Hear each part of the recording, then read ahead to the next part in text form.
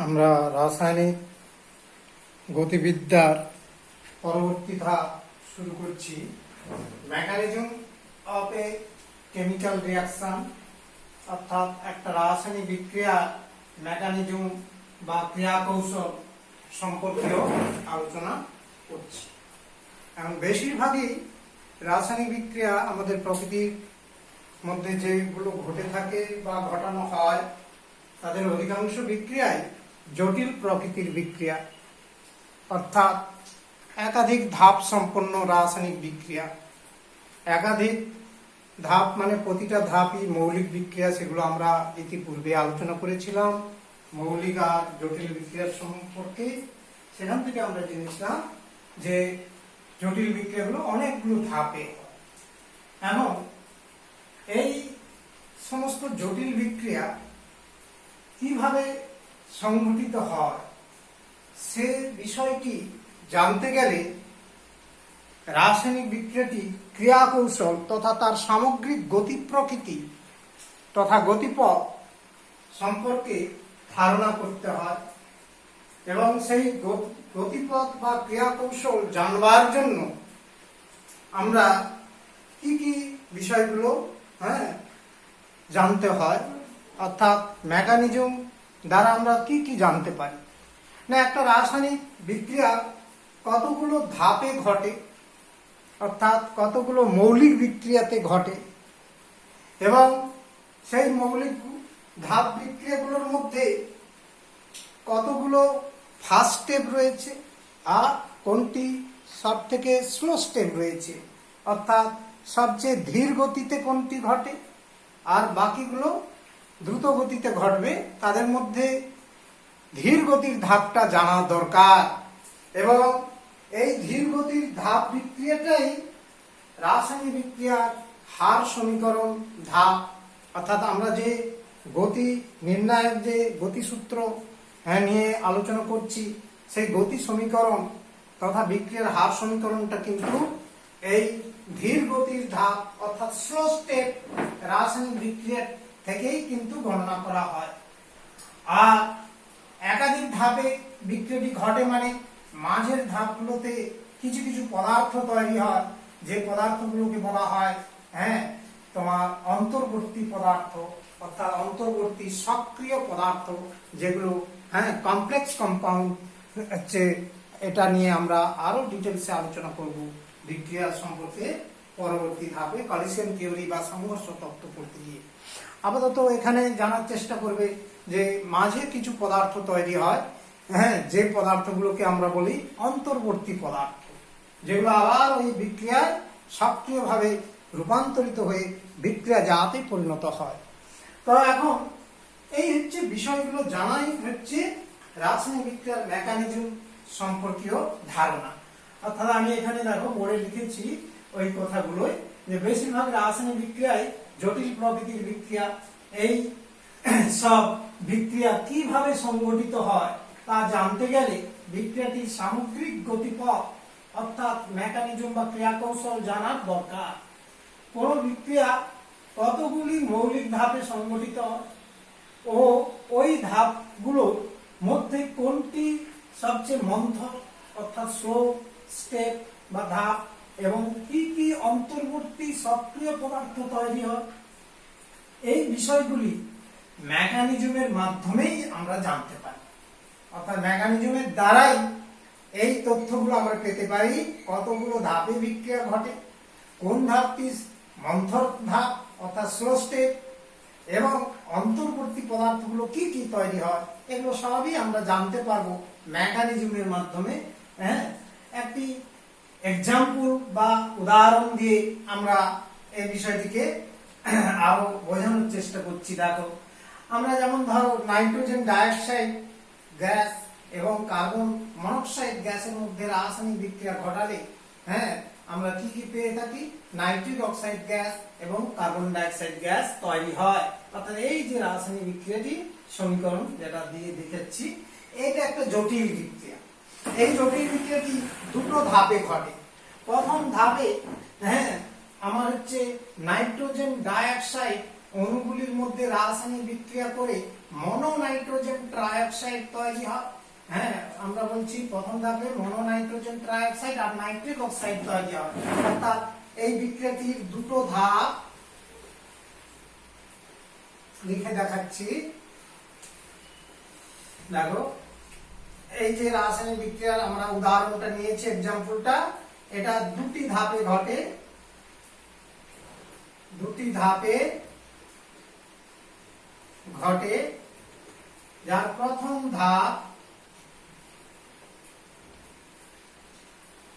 ধাপে nitrogen dioxide নিজেদের মধ্যে রাসায়নিক বিক্রিয়া করে মনোনাইট্রোজেন ট্রাইঅক্সাইড NO3 এবং নাইট্রিক অক্সাইড গ্যাস তৈরি করে।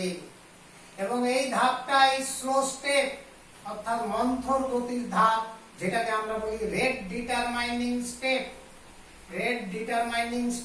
RDS,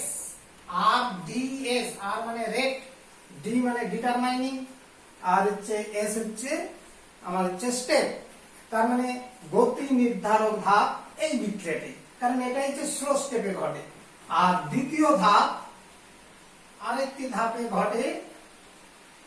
বিক্রিয়াটা এখানে যে পদার্থ তৈরি হলো তার মধ্যে সক্রিয় পদার্থ হচ্ছে মনোনাইট্রোজেন ট্রাইঅক্সাইড, এটা হচ্ছে অন্তর্বর্তী সক্রিয় পদার্থ। ওটা কি করে না, অপর যে বিক্রিয়ক পদার্থ কার্বন মনোক্সাইড তাকে জারিত করে দ্রুত গতিতে নাইট্রোজেন ডাইঅক্সাইড আর কার্বন মনোক্সাইডকে জারিত করে কার্বন ডাইঅক্সাইড গ্যাস তৈরি করে। এবং এই গতিটা ফার্স্ট স্টেপ অর্থাৎ দ্রুত গতি, FAST, ফার্স্ট মানে দ্রুত গতি বিক্রিয়া। তার মানে দেখো, আমরা এই যে রাসায়নিক বিক্রিয়া মূল বিক্রিয়া, এটা এইরকমই দুটো মৌলিক বিক্রিয়া সমষ্টি রূপে ঘটে থাকে। অর্থাৎ বিচ্ছিন্ন দুটো বিক্রিয়াকে আমরা যদি যোগ করি সম্পূর্ণ রাসায়নিক বিক্রিয়াটা পেয়ে যাব। সম্পূর্ণ বিক্রিয়াটি কমপ্লিশন হয় নাইট্রোজেন ডাইঅক্সাইড, কার্বন মনোক্সাইড, তাহলে একটা নাইট্রোজেন ডাইঅক্সাইড আর একটা নাইট্রোজেন ডাইঅক্সাইড ক্যান্সেল হয়ে গেল যোগ করলে, আর ডান পাশে থেকে যাচ্ছে দেখো নাইট্রোজেন, হ্যাঁ এটাও ক্যান্সেল হয়ে যাচ্ছে, অন্তর্বর্তী পদার্থ এটা, হ্যাঁ, আর তৈরি হলো নাইট্রিক অক্সাইড গ্যাস আর কার্বন ডাইঅক্সাইড গ্যাস। তাহলে এই যে সম্পূর্ণ রাসায়নিক বিক্রিয়াটা বা সামগ্রিক বিক্রিয়াটা আমরা পেয়ে যাচ্ছি এইভাবে।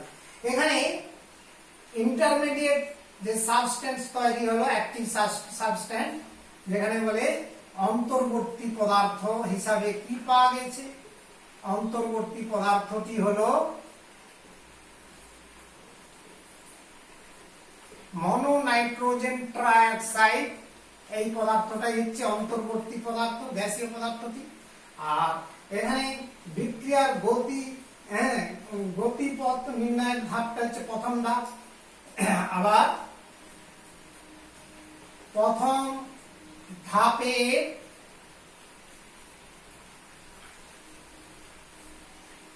ধাপের মৌলিক বিক্রিয়াটি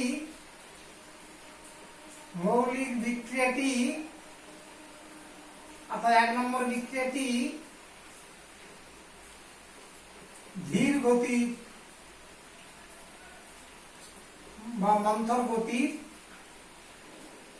ধাপ বিক্রিয়া, স্লো স্টেপ রিঅ্যাকশন এটাই। অতএব এই বিক্রিয়া পরীক্ষালব্ধ হার সমীকরণ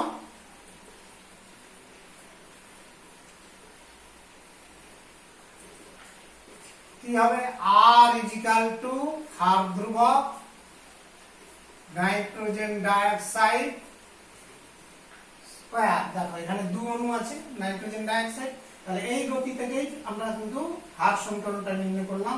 তার মানে এই বিক্রিয়াটি দ্বিতীয় ক্রমিক বিক্রিয়া, সেকেন্ড অর্ডার রিঅ্যাকশন হিসাবে প্রকাশিত হচ্ছে। তাহলে এই হলো রাসায়নিক বিক্রিয়ার মেকানিজম, বিষয়টা হচ্ছে এটাই মেকানিজম। টোটাল রাসায়নিক বিক্রিয়াটি অর্থাৎ এই মোট বিক্রিয়াটির মেকানিজম হচ্ছে ধাপগুলো লেখা, অন্তর্বর্তী পদার্থটা নির্ণয় করা এবং রাসায়নিক বিক্রিয়ার গতি সমীকরণটা ঠিক করা, অর্থাৎ মন্থর ধাপের বিক্রিয়াটাকে ফলো করে আমার হচ্ছে হার সমীকরণ এস্টাবলিশ করা। তাহলে তিনটি বিষয় এই জানারই উদ্দেশ্যই হচ্ছে রাসায়নিক বিক্রিয়ার মেকানিজম বা ক্রিয়া কৌশলের হচ্ছে স্টাডি করা বা জানা, এটাই হচ্ছে মূল উদ্দেশ্য। তাহলে আমরা হচ্ছে ক্রিয়া কৌশল সম্পর্কীয় বা মেকানিজম সম্পর্কীয় ধারণা করলাম।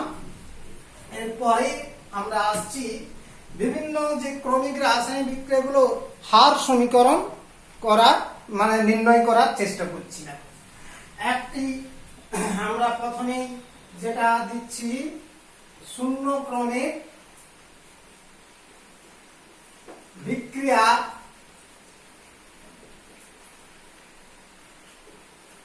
হার সমীকরণে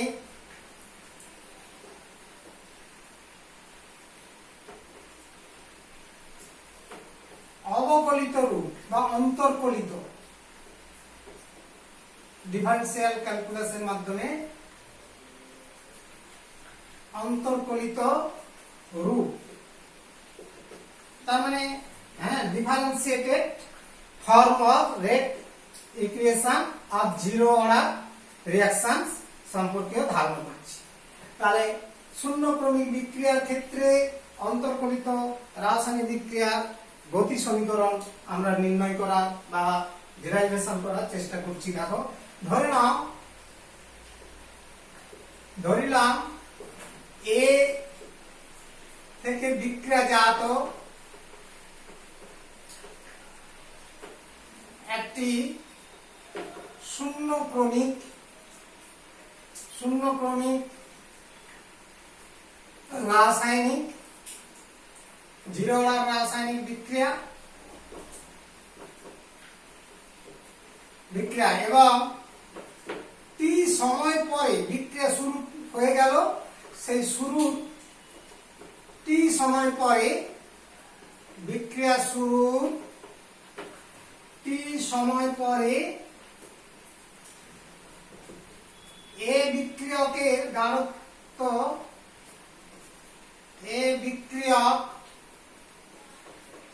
গাঢ়ত্ব দাঁড়ালো মনে করো ওই সময়ে তৃতীয় বন্ধনীর মধ্যে এটা দিয়ে প্রকাশ করলাম। এটা হচ্ছে টি সময় অতিক্রম হয়ে যাওয়ার পর ওই পাত্রে বিক্রিয়া পাত্রে বা সিস্টেমে এই গাঢ়ত্বের বিক্রিয়কটি রয়েছে। হ্যাঁ, তাহলে আমরা এখানে যে রাসায়নিক বিক্রিয়ার হার সমীকরণটি কিভাবে লিখতে পারি না আমরা জানি সেই সংজ্ঞা থেকেই। অতএব বিক্রিয়া হার জিরো অর্ডার রিঅ্যাকশনের বিক্রিয়া হার আর ইজিক্যাল টু তোমরা তো জানো মাইনাস ডিফারেন্সিয়েট অফ এর গাঢ়ত্ব বাই ডিটি, আবার অতএব minus differentiate of A by dt is equal to K into A to the power 0। কারণ তোমরা তো জানো যে হার আগের দিন আলোচনা করে দিয়েছি যে এ বিক্রিয়কের ক্ষেত্রে যদি ক্রম n হয় তাহলে বিক্রিয়কের গাঢ়ত্বের ঘাতটা হবে n, আর এখানে বলছি জিরো অর্ডার, কাজে শূন্য অর্ডার মানে ঘাতের মানটা 0 হবে, অর্থাৎ n এর মান 0 হয়। তার মানে এইখানে আরেকটু দেখিয়ে দিচ্ছি, দেখো r is equal to K into A to the power 0। তাহলে হার সমীকরণের রূপটা দাঁড়াচ্ছে differentiate of A molar density by dt equal to K, কারণ এটা পাওয়ার 0 মানে 1 হয় মান। তাহলে এটাই হচ্ছে নির্ণীত সমীকরণ, অর্থাৎ ইহাই হলো শূন্য ক্রমিক বিক্রিয়া, যে কোনো শূন্য ক্রমের বিক্রিয়া হার সমীকরণ এবং সেই সমীকরণের কি অবকলিত রূপ তথা ডিফারেন্সিয়েটেড বা অন্তর্কলিত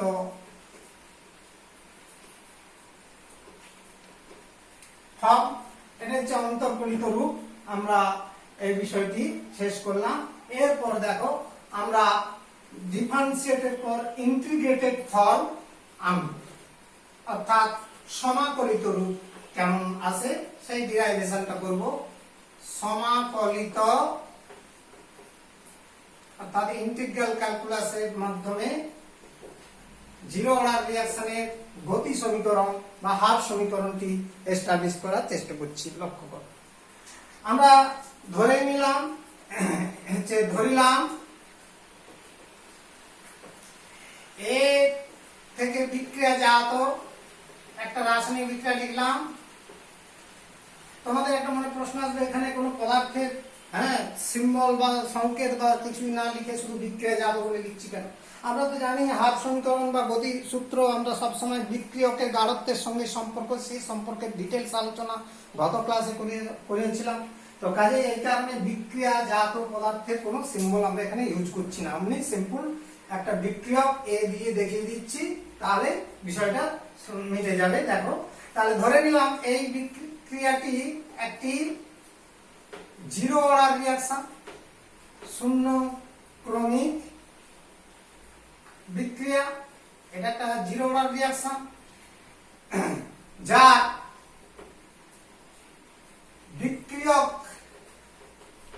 বিক্রিয়ক এর প্রাথমিক গাঢ়ত্ব, প্রারম্ভিক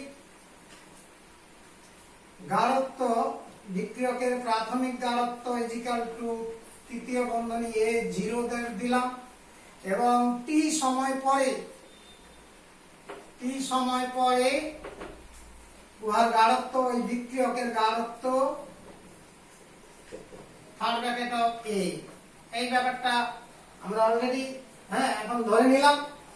এবার দেখো, আমরা জানি অন্তর্কলিত রূপটা কি না, যেহেতু শূন্য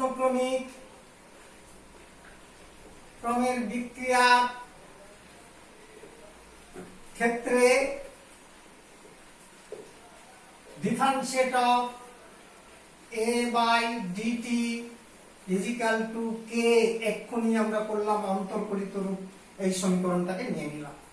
এবার দেখো, এটাকে একটু সরলীকরণ করছি।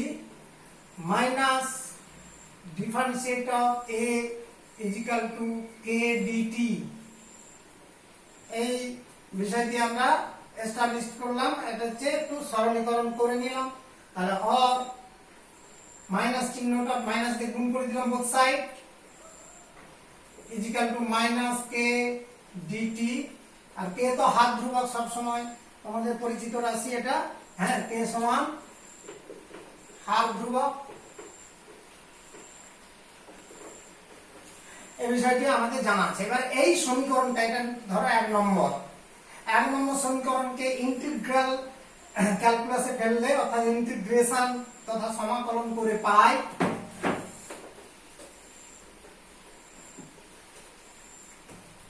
1 নম্বর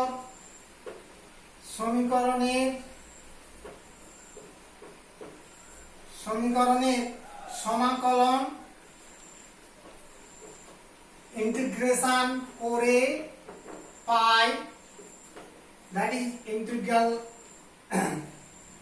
d of a is equal to minus a तो ध्रुवक इंटीग्रल of dt, और এর ইন্টিগ্রেশন করলে কি দাঁড়ায় না third bracket of a, calculus বা কলন বিদ্যা থেকে তোমরা জেনেছো। আচ্ছা, মাইনাস কে, এটার ইন্টিগ্রাল কত হয় t, প্লাস সি হচ্ছে সমাকলন ধ্রুবক,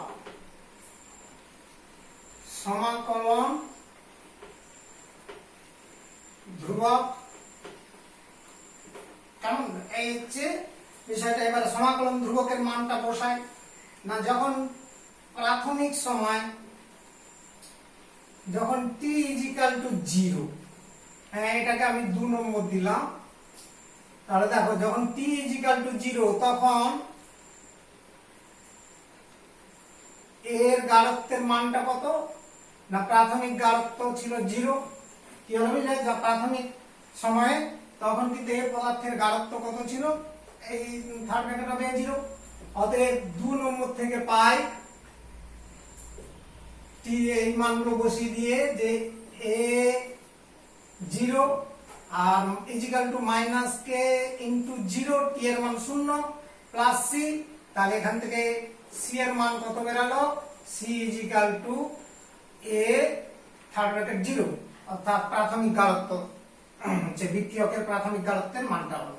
অতএব সমীকরণের রূপটা দাঁড়াচ্ছে, দেখো third bracket of a equal to minus k t plus c এর মান বসিয়ে দাও, থার্ড ব্র্যাকেট অফ এ 0 और কে টিটা মাইনাস কে টি কে পাশে চলে এলে প্লাস হয়ে গেল, দ্যাট ইজ ইকুয়াল টু সাজিয়ে নাও, সাজিয়ে নিলে এটা দাঁড়ায় और K is equal to third bracket of A 0 minus A by T. এইটাই হচ্ছে সমাকলিত গতি সমীকরণ। তাহলে ইহাই হলো এই 3 নম্বর সমীকরণটি হলো শূন্য ক্রমিক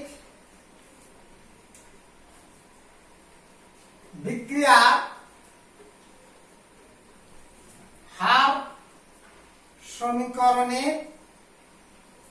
সমীকরণ যা হচ্ছে কি রূপ, সমাকলিত রূপ। এটা হচ্ছে সমাকলিত রূপ, কেমন ইন্টিগ্রেটেড ফর্ম। আমরা এই বিষয়টি শেষ করলাম। নেক্সট দেখো আমাদের এরপর জিরো অর্ডার রিঅ্যাকশনের অর্ধায়ুষ্কাল। কোন রাসায়নিক বিক্রিয়ার অর্ধায়ু কাকে বলে? না, অর্ধায়ুষ্কাল আমরা জানি কোন রাসায়নিক বিক্রিয়া শতকরা 50 ভাগ সম্পন্ন হতে যে সময় লাগে, হ্যাঁ, শতকরা 50% বিক্রিয়া শেষ হতে যে সময় লাগে তাকে অর্ধায়ু বলা হয়। অর্থাৎ যে সময়ে কোন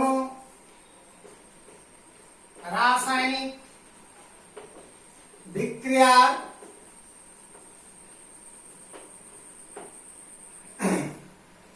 শতকরা 50 ভাগ সম্পন্ন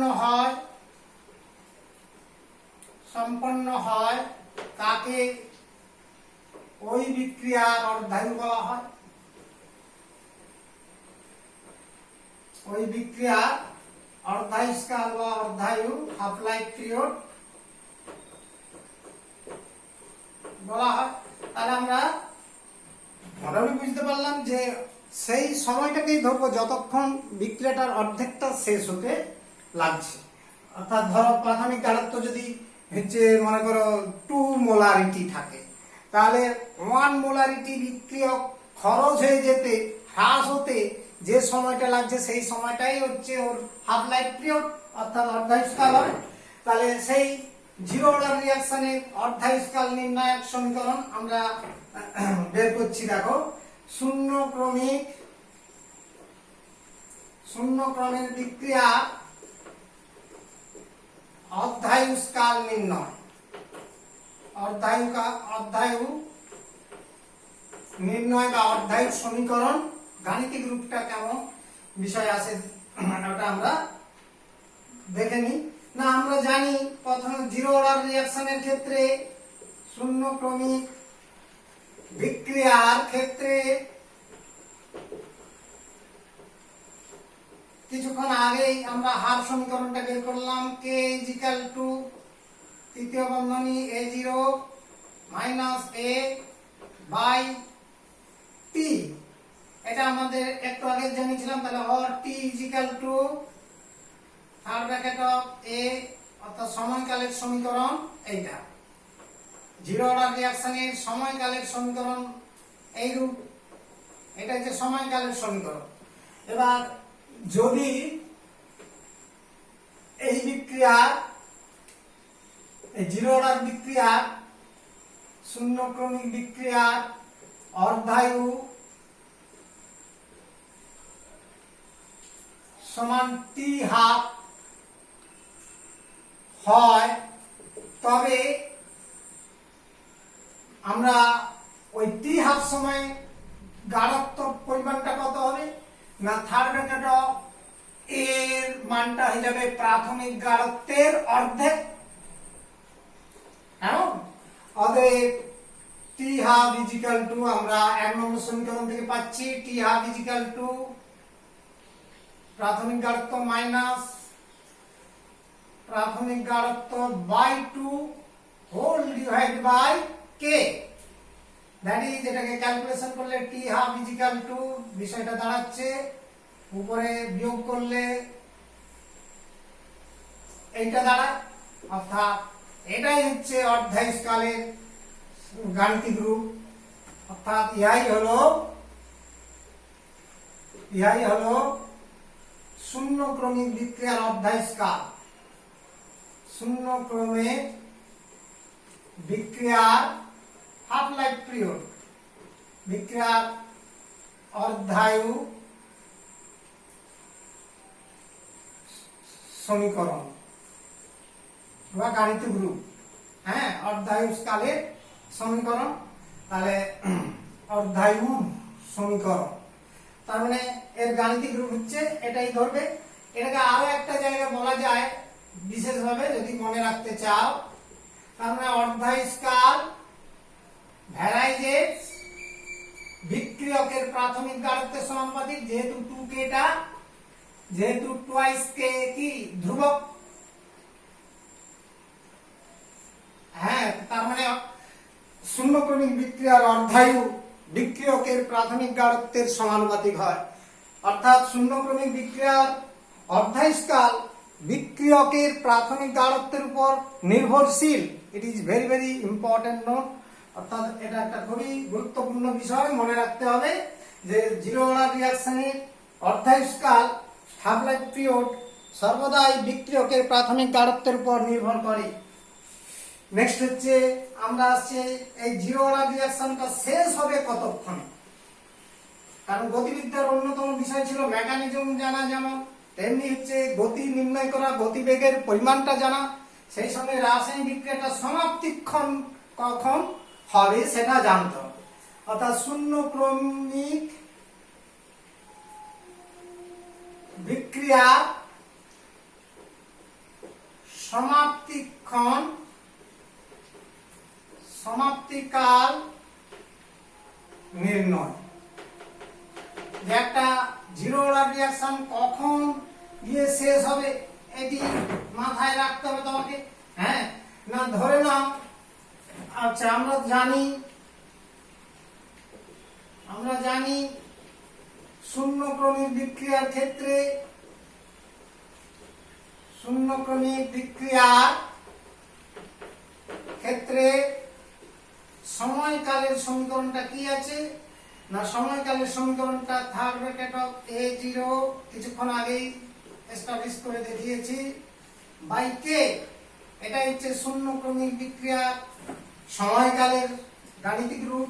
অর্থাৎ এই টাইম ইকুয়েশনটি নেওয়ার পর টাইম পিরিয়ডের, হ্যাঁ এবার ধরিলাম এই বিক্রিয়াটি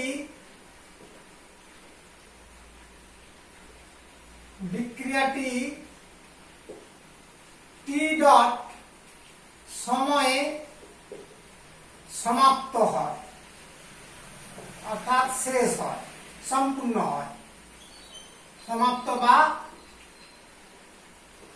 সম্পূর্ণ হয়। তাহলে অতএব টি ডট সময়ে বিক্রিয়কের গাঢ়ত্ব কত হবে? শেষ হয়ে যাবে, মানে জিরো। অর্থাৎ বিক্রিয়ক আর থাকবে না, তার মানে তার গাঢ়ত্ব হয়ে যাবে শূন্য। তাহলে অতএব 1 নম্বর থেকে পাই, 1 নম্বর থেকে পাই যে টি ডট, এই মানটা বসালাম, is equal to third bracket of A0 minus এটা 0 হবে, আর বাই কে, আর T dot is equal to A0 by K. তাহলে ইহাই হলো সমাপ্তিক্ষণ, ইহাই হলো শূন্য ক্রমিক বিক্রিয়া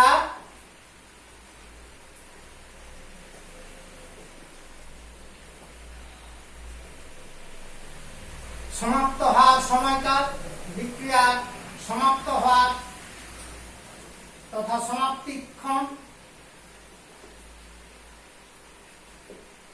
সেটা কি না বিক্রিয়কের প্রাথমিক গাঢ়ত্ব এবং ওই বিক্রিয়ার হার ধ্রুবকের অনুপাত। এই সময়ে এই অনুপাতের মানটাই হচ্ছে ওর বিক্রিয়া সম্পূর্ণ হওয়ার সময়কাল।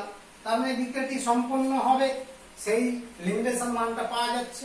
কেমন? অর্থাৎ প্রাথমিক গাঢ়ত্বকে বিক্রিয়াটার হার ধ্রুবক দিয়ে ভাগ করলে যে মানটা পাওয়া যাবে সেটাই হচ্ছে ওর সমাপ্তিক্ষণ। দ্যাট ইজ এখানেও আমরা একটা বিশেষ ক্ষেত্র হিসাবে মনে রাখার কথা বলবো, এটা ধ্রুবক, কাজে টি ডট সমাপ্তিক্ষণ বিক্রিয়কের প্রাথমিক গাঢ়ত্বের সমানুপাতিক, যেহেতু 1/k ইজিক্যাল টু কি ধ্রুবক।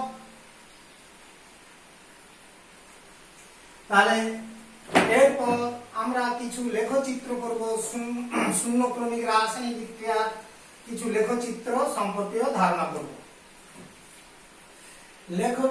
শূন্যক্রমিক বিক্রিয়া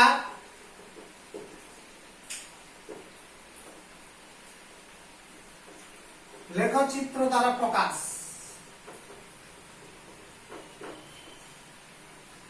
শূন্যক্রমিক বিক্রিয়ার ক্ষেত্রে কিছু লেখচিত্র, অর্থাৎ এই রাসায়নিক বিক্রিয়ার কিছু লেখচিত্র সম্পর্কেও আমরা রিপ্রেজেন্টেশন করছি বা প্রকাশ করছি। লক্ষ্য করো, প্রথমেই দেখো আমরা বিক্রিয়কের গাঢ়ত্ব বনাম সময়কালের লেখচিত্র। নাম্বার 1 ফার্স্ট লেখচিত্র আঁকছি যে বিক্রিয়কের গাঢ়ত্ব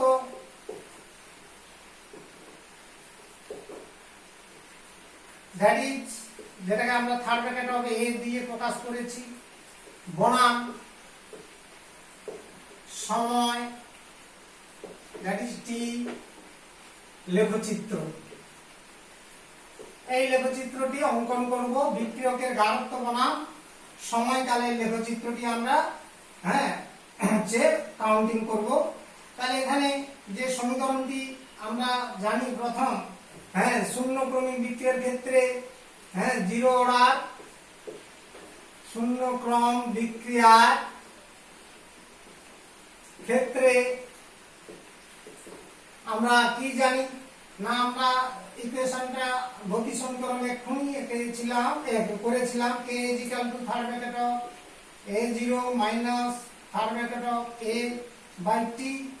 তাহলে এটাকে একটু ক্যালকুলেশন করো, t দিয়ে গুণ করে দাও, kt is equal to third bracket of a0 minus third bracket of a, or third bracket of a is equal to minus kt plus third bracket of a0।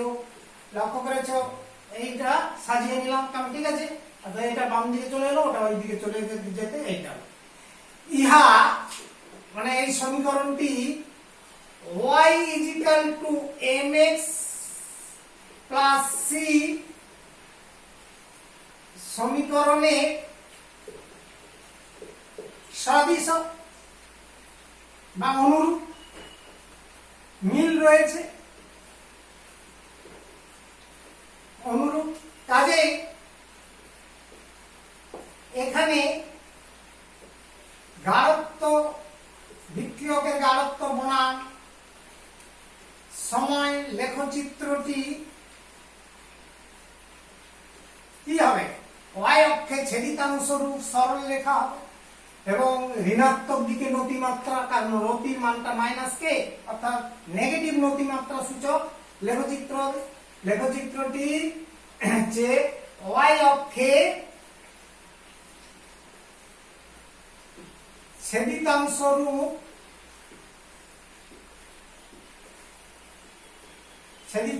রূপ সরল রেখা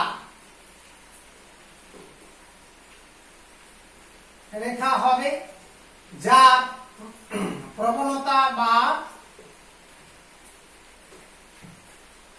যা নতি দ্যাট ইজ এম তুলনা করো। এখানে দুটো সমীকরণের মধ্যে এম এর মান কত? Minus K that is equal two tan theta. এবার ছবিটা এঁকে দেখাচ্ছি না, ছবিটা চিত্রটা আঁকছি, লেখচিত্রটি ওয়াই অক্ষ, এক্স অক্ষ 0 ওয়াই। এবার দেখো এই এই অক্ষটাকে আমরা কি ধরছি না সময়টা, অর্থাৎ সময়। আর ওয়াই অক্ষটাকে আমরা ধরেছি গাঢ়ত্ব, দ্যাট ইজ বিক্রিয়কের গাঢ়ত্ব। বিক্রিয়কের গাঢ়ত্ব দিয়ে প্রকাশিত এটা হচ্ছে। এবার এই লেখচিত্রটা একটু আরেকটু মুছে আমি একটু উপরের দিকে তুলছি। আচ্ছা ওকে, এবার দেখো লেখচিত্র হবে এইরূপ লেখচিত্র হবে, যার কোণটা হবে নত কোণ, এইটা থিটা, অর্থাৎ tan থিটা ইজিক্যাল টু নতির মান কত মাইনাস কে, আর K is equal to minus tan theta.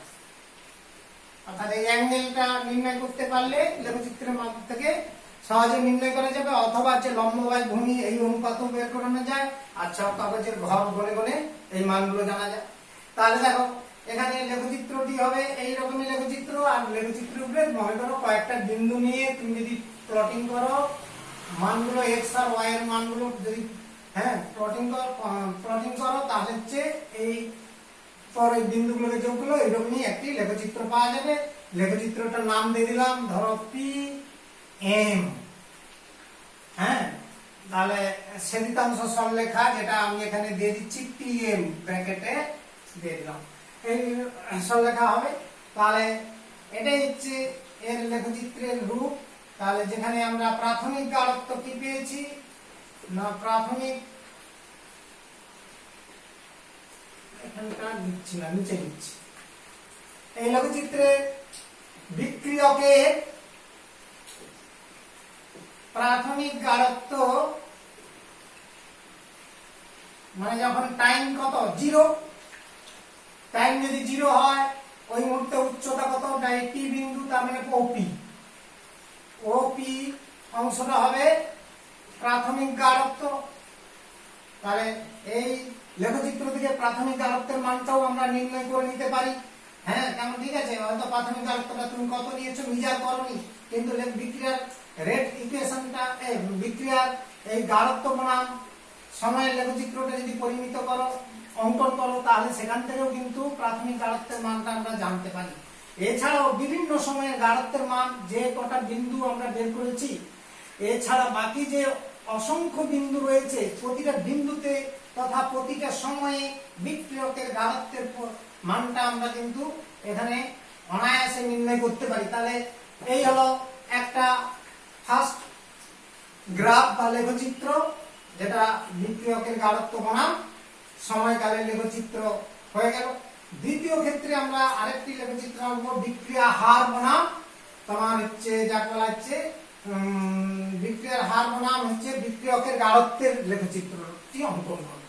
অর্থাৎ নাম্বার 2 বিক্রিয়া হার, শূন্যক্রমিক রাসায়নিক বিক্রিয়া হার, that is minus differentiate of A by dt বনাম বিক্রিয়কের গাঢ়ত্ব। বিক্রিয়কের গাঢ়ত্ব that is third bracket of A, এই লেখচিত্রটি অঙ্কন করব। তার মানে y অক্ষকে তুমি বিক্রিয়ার হার এবং x অক্ষকে বিক্রিয়কের গাঢ়ত্ব ধরে নিয়ে লেখচিত্রটি অঙ্কন করতে হবে। এখন দ্বিতীয় নম্বরে যে লেখচিত্রটি অঙ্কন করছি তার আগে দেখো শূন্যক্রমিক বিক্রিয়ার ক্ষেত্রে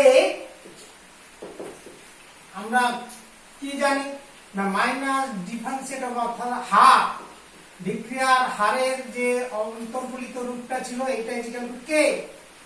তার মানে কি কে তো ধ্রুবক, তার মানে বিক্রিয়ার হারটা কি হচ্ছে ধ্রুবক। তাই এখানে যেহেতু শূন্যক্রমিক বিক্রিয়ার ক্ষেত্রে হার ইকুয়াল টু এইটা ইকুয়াল টু কি ধ্রুবক, তাই শূন্যক্রমিক বিক্রিয়ার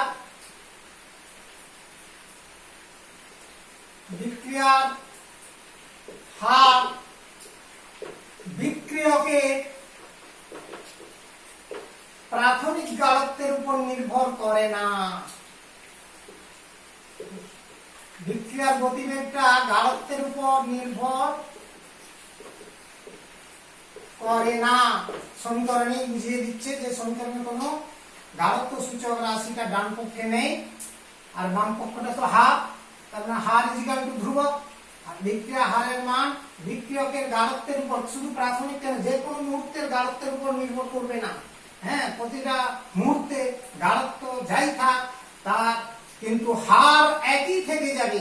তার মানে গাঢ়ত্ব মান বিভিন্ন থাকলে হার একই থেকে যাবে, মানে ওয়াই অক্ষে তথা উচ্চতা, লেখচিত্রের উচ্চতার মানটা সবসময় ধ্রুবক থাকবে।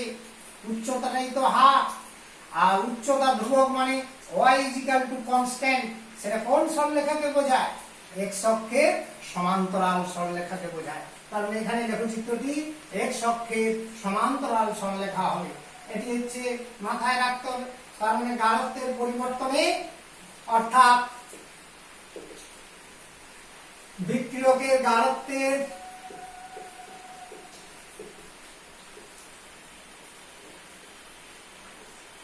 পরিবর্তনে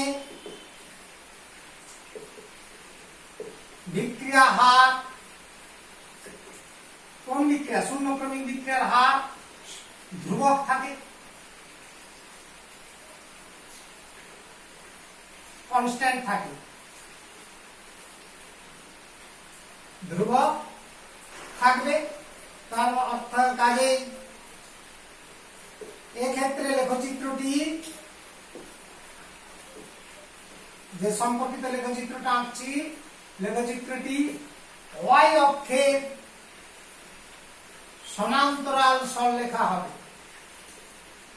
সমান্তরাল সরল রেখা হবে। তাহলে লেখচিত্রটি বৈশিষ্ট্য হবে এইটা। তার মানে ওয়াই অক্ষটা কি না গাঢ়ত্ব অক্ষে, গাঢ়ত্ব অক্ষের সমান্তরাল সরলরেখা হবে। এবার লেখচিত্রটি অঙ্কন করে আমরা দেখাচ্ছি।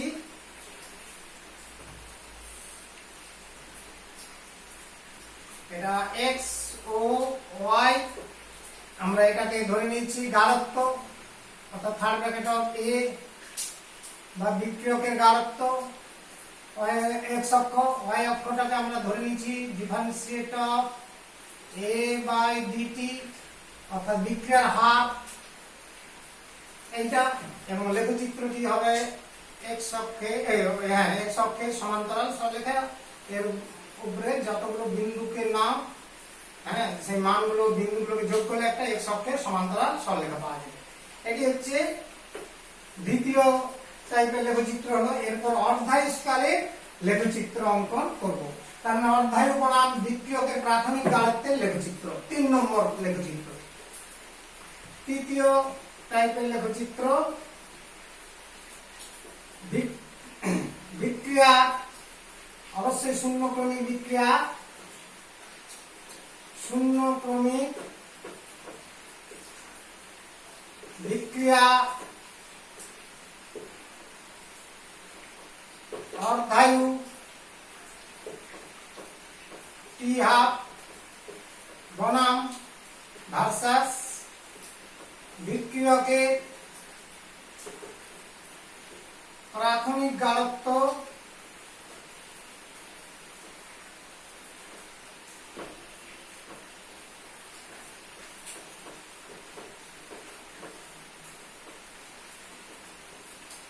লেখচিত্র।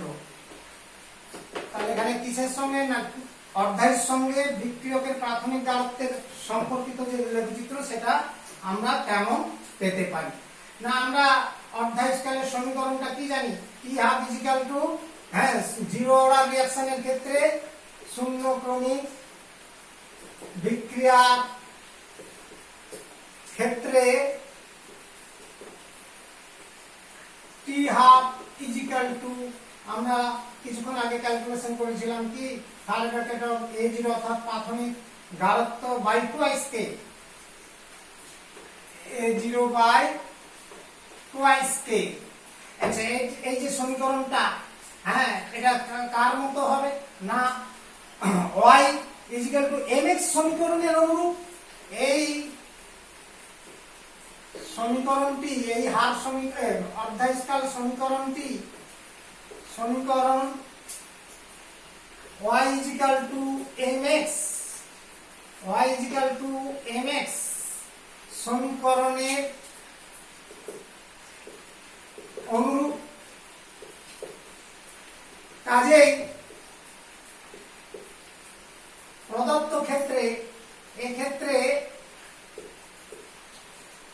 টি হাফ বনাম প্রাথমিক গাঢ়ত্ব বিক্রিয়কের লেখচিত্রটি কি হবে? মূল বিন্দুগামী একটা সরলরেখা, মূল বিন্দুগামী একটি সরলরেখা। এটা দেখলেই বুঝে যাবে। তাহলে এটা সরলরেখা যা নতির মান দুটো থেকে তুলনা করো, এম এর মান কত হচ্ছে 1/2 K. It is very very important. এগুলো শর্ট প্রশ্নের জন্য তৈরি করে রাখবে। নতির মানটা জানতে চায়, তাহলে এটা একটা যে প্রাথমিক গাঢ়ত্বের সঙ্গে হচ্ছে অর্ধাস্কারের লেখচিত্র অঙ্কন। সেটা কি ধরনের লেখচিত্র হবে দেখো, আমরা ছবিটা এঁকে দেখাচ্ছি। লেখচিত্রটা আঁকছি, এক্স অক্ষ, ওয়াই অক্ষ এটা, আর এটা হচ্ছে প্রাথমিক গাঢ়ত্ব বিক্রিয়কের, প্রাথমিক গাঢ়ত্ব এক্স অক্ষ, ওয়াই অক্ষ হচ্ছে অর্ধাস্কাল টি হাফ, অর্ধাস্কালটা ওয়াই অক্ষকে ধরলাম।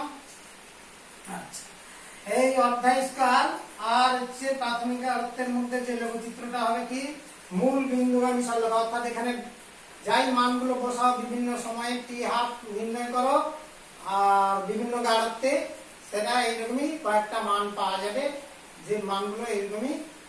অর্থাৎ সেই মানগুলো সব কাগজে প্লটিং করবে, যাকে বলা হচ্ছে বিন্দুগুলো স্থাপন করে দিলে এটা একটা মূল এবং এই বিন্দুগুলোকে যোগ করে দিলে এটা একটা তোমার মূল বিন্দুগামী সরলরেখা হয়ে যাবে।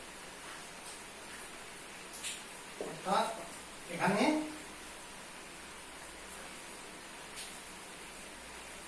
মূল বিন্দুগামী সরলরেখা পাওয়া যাবে। তাহলে এই হচ্ছে মূল বিন্দুগামী একটা সরলরেখা পাওয়া যায়। তাহলে এটাই হবে, ধরো ও পি, এটা হলো এখানে সরলরেখা যার নতি মানটা কত হবে, এখানে থিটা এইটা ধনাত্মক দিকে, নতি দ্যাট ইজ tan থিটা